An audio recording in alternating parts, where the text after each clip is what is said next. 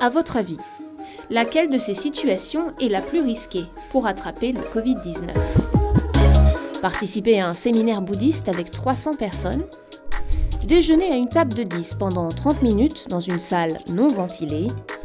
Ou prendre le bus pendant 1h30 avec la clim allumée et les fenêtres ouvertes, le tout sans masque. Des chercheurs se sont posé la question et leur réponse nous permet de comprendre comment le coronavirus circule dans l'environnement et quelles sont les situations les plus à risque. Alors, le temple, le déjeuner ou le car ? Bien, tout d'abord, il faut rappeler comment le virus se déplace. Bon, déjà, il y a les postillons que nous rejetons en toussant ou en éternuant.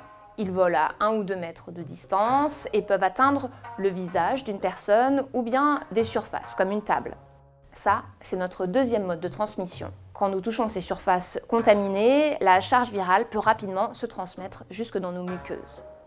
Et puis le dernier mode de transmission, ce sont les aérosols. Ce sont de minuscules postillons que nous rejetons bien sûr en toussant et en éternuant, mais aussi tout simplement en parlant, en criant, en chantant ou en riant. Ils sont si petits qu'ils peuvent, en lieu clos, flotter pendant plusieurs heures et sur plusieurs mètres et surtout s'accumuler dans l'air. En extérieur, ces particules sont assez inoffensives car elles sont dispersées par la ventilation naturelle. En plus, elles sont désintégrées par l'action des UV, du vent et de la pluie. Revenons à notre événement bouddhiste, au restaurant et au car. Il se trouve que ces 3 situations ont eu lieu le même jour avec les mêmes personnes. En Chine, dans la ville de Ningbo, le 19 janvier 2020. C'est en étudiant cette journée que les chercheurs ont pu déterminer laquelle des 3 situations est la plus dangereuse. Ce jour-là, une femme d'une 60aine d'années, appelons-la Madame Wang, monte dans un des 2 cars affrétés pour une cérémonie bouddhiste. Si Madame Wang nous intéresse, c'est que 2 jours plus tôt, elle a été en contact avec des personnes en provenance du Hubei. Or, à ce moment-là, c'est principalement cette région de Chine qui est touchée par le virus. À Ningbo, ce dimanche matin de janvier, un premier car démarre avec 60 personnes à son bord. Madame Wang se trouve dans le 2e véhicule, ici, au milieu des 67 autres passagers. Direction un temple bouddhiste à l'extérieur de la ville. 4 fenêtres du car sont ouvertes et la ventilation fonctionne aussi, elle brasse l'air du véhicule, sans le filtrer. Le trajet dure 50 minutes. Autour de 10 heures, les 126 participants arrivent et se mélangent aux 172 autres personnes sur place. L'événement se déroule en plein air. Pendant la matinée, un déjeuner est proposé aux participants. La salle, spacieuse mais sans ventilation, les accueille par tablée de 10 pendant 15 à 30 minutes. Sur le chemin du retour, les 126 personnes venues en car reprennent les places qu'elles avaient occupées à l'aller.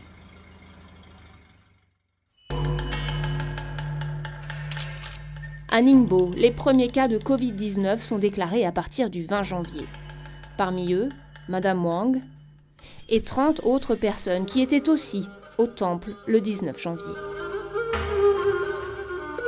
7 ont témoigné avoir été en contact proche avec la sexagénaire pendant la cérémonie et le déjeuner. Toutes les 23 autres personnes contaminées étaient dans le même car que Madame Wang. Voici où elles étaient assises, à l'aller et au retour. Ce qu'on remarque, c'est que les personnes les plus proches de Madame Wang ne sont pas particulièrement les plus contaminées. Il y en a aussi de l'autre côté du bus ainsi qu'à l'avant et à l'arrière. Les plus éloignés sont à plus de 4 mètres.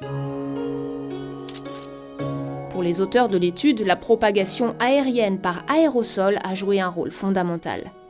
Il est probable que la ventilation du bus, non filtrante, ait contribué à propager l'air chargé d'aérosols contaminés à plusieurs mètres de la patiente zéro. Les personnes assises près des 4 fenêtres ouvertes ont été peu contaminées. Seule une, ici, a contracté le virus. L'air extérieur aurait joué son rôle de désintégration et de dispersion des particules infectées. Lors de la cérémonie en plein air, le même processus était à l'œuvre.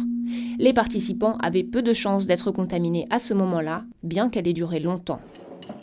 Quant au déjeuner, le risque était réduit car la salle était spacieuse et la durée d'exposition n'a été que de 15 à 30 minutes.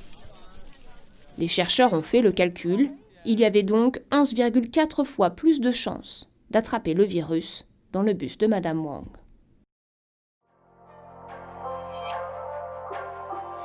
Le séminaire bouddhiste de Ningbo a offert des éléments d'observation précieux sur la propagation du coronavirus. Madame Wang, avec ses caractéristiques propres, n'a pas contaminé de la même manière. Le milieu joue donc un rôle évident, mais aussi la densité humaine, la durée d'exposition, le niveau de parole et le port du masque. En août 2020, le British Medical Journal synthétise le niveau de risque selon ces différents facteurs dans un tableau. Ainsi, un contact prolongé, sans masque, dans un extérieur bien ventilé, avec une densité humaine forte, mais où les gens ne parlent pas ou peu, comme le séminaire bouddhiste, représente un risque modéré.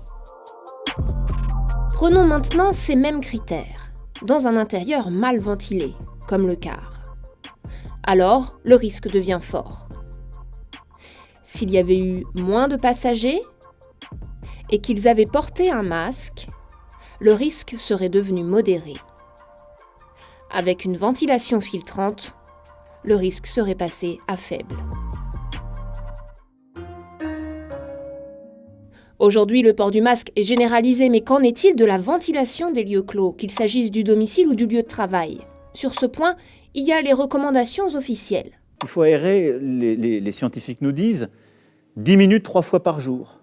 Mais aérer de manière régulière. Il y a des protocoles qui sont faits d'ailleurs dans les écoles comme chez les professionnels de santé, c'est important.